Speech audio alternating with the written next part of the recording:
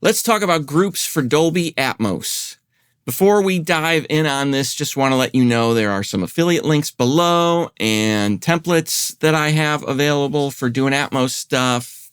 Clicking on that stuff and checking it out helps support me, helps support the channel. So let's jump in and look at groups. So groups are something that don't get talked about a lot for music mixing in Dolby Atmos. Basically, what the groups are is they're a way for us to assign specific beds and objects to a group. And you might be thinking, well, why would I do that?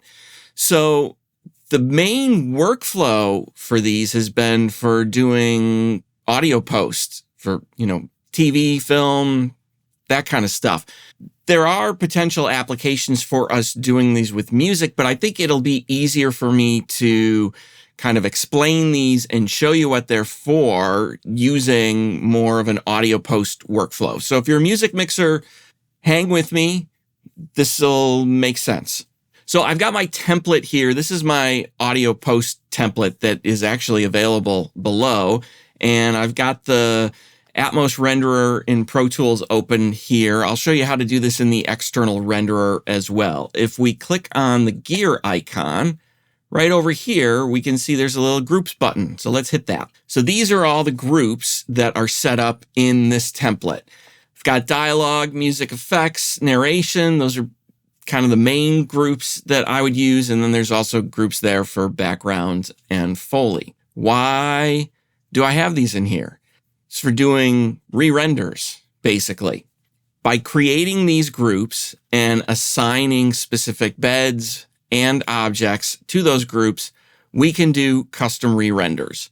So it's a post template. So I've got 4 beds basically, and each of these beds corresponds to a group. Now, the easiest way to show you this is let's open up the IO window, and you can just see right here. So the dialogue bed is assigned to the dialogue group. Music bed goes to the music group. Effects go to effects, narration, et cetera, et cetera. Under these individual objects, I could assign them to different groups. I wouldn't do it this way necessarily if I was actually mixing.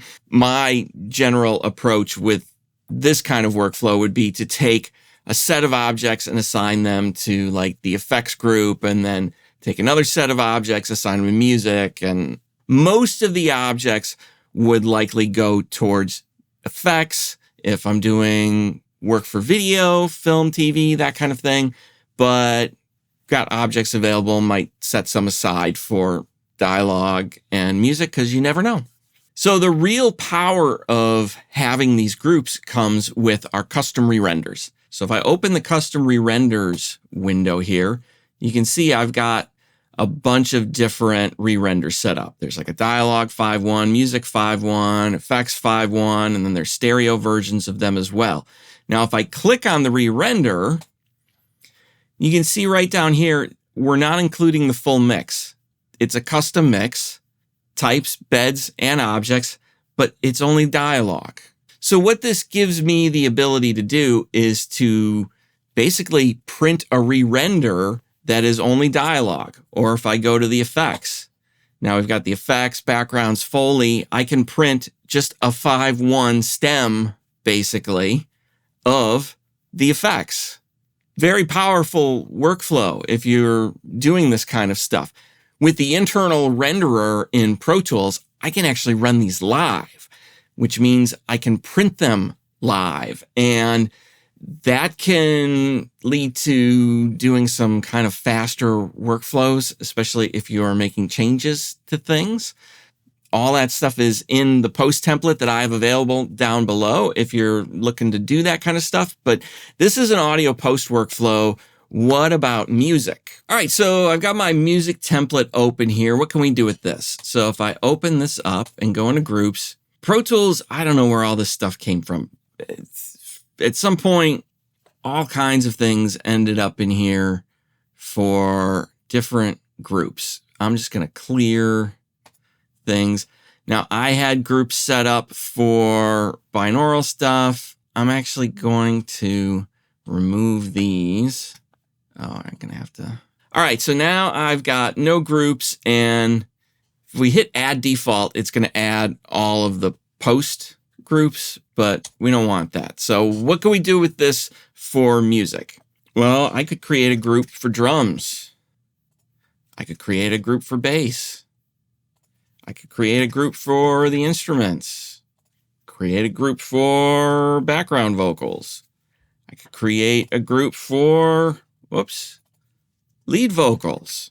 You could create groups for guitars, keyboards, however you want to do that. So what can we do with these groups? Well, let's go into custom re-renders. So let's create a TV mix. TV mix, if you're not familiar, basically that's the mix minus the lead vocals. If you've got an artist, they're going to go on TV, go perform someplace where they're not going to have a backing band and they need to sing to a track. That's where the TV mix comes from. So we can hit plus. Now I have this new custom re-render, and down here I can hit custom. Let's take out no group, take out the lead vocals. There's a TV mix. Maybe I need, an instrumental. Custom. Let's take out all the vocals. Now I've got an instrumental. All of these, I could print them basically when I print the Atmos mix. Just print them as re-renders. The problem with this, though, is setting up a workflow to work for this.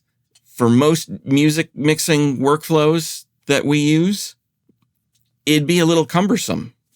If you're using an object bed and doing static panning, using that kind of approach, or just using beds that way, you're going to need a bed for basically each of these groups. What do you do with effects? If you're sharing effects between multiple food groups, what do you do with those? See, it starts to get complicated. For me to use groups this way for music mixing, I would probably need like a drums bed. I'm going to need a bass bed. I'm going to need the instrument bed. I'm going to need a vocals bed, maybe even a separate lead vocal and background vocals bed. Each of those is going to need their own set of effects specifically so that I can print things that way. And now I'm suddenly starting to eat up more and more resources in my mix session to accommodate all of this kind of stuff. The other thing that gets tricky with this is, what about bus compression? Now it's going to be really hard for me to do any kind of full mix bus compression like I currently do with a mix bus. I would have to do some kind of kooky routing in here and figure out some weird ways of doing things just to make that kind of work in here. And at a certain point, it's just not worth it anymore. I mean, it's easier for me to just get Bounce Factory going and set up a bunch of prints and walk away and let it print all the stems for me. But I think that's why a lot of music mixers haven't really gotten into the groups, because it gets a little cumbersome. The other big issue too with groups right now is there's still a lot of music mixers who are getting stems from a stereo mix and mixing the Atmos from the stems. I think that that's going to go away because I think it's so much more effective to mix Atmos from scratch, from the original multitrack, and not do it from stems. But that's my opinion. There are some other engineers who share it, but right now I know a lot of engineers, they're just working off of stems. Not the way I typically work, although I have done mixes that way as well. And in a situation like that, where I'm working off of stems, I don't typically need to deliver stems the same way I would if I'm doing just a stereo mix. That's part of why I think groups haven't been a big part of music mixing workflows currently. But, going forward in the future, this might be a great way to work. Depending on the type of music you're doing, it also might be easier for you to implement it than it would be for me. If I was working on something where I didn't need bus compression, I would probably try and figure out if I could use groups this way, because it would make things easier. Like if I was mixing scores, for example, That's where someone's going to want stems down the line, and it might just be easier for me to do it this way with groups. Oh, I almost forgot. If you want to set up groups in the external renderer, you can go into Input Configuration, right down here where there's this Groups button. You can click that, and then you can add whatever groups you want. If we close that, if I go into here now, over here in the Input Configuration, I can assign things to different groups if I want. That's one way of doing it. If you are using the binaural settings plugin in your DAW, you can also set these up within that plugin as well. So that's another way to get at the groups if you are not in Pro Tools in the internal renderer. That's groups for Dolby Atmos. Have you looked at these? Did you even know about groups? Are you using these for a music workflow? I would love to hear about it. Leave a comment below and let us know how you're putting these to use. And let me know if you're looking at these thinking about trying to implement them into your workflow, because I'd love to know if you've got a great way of making them work. Let me know in the comments. So thanks for watching. I'll talk to you soon.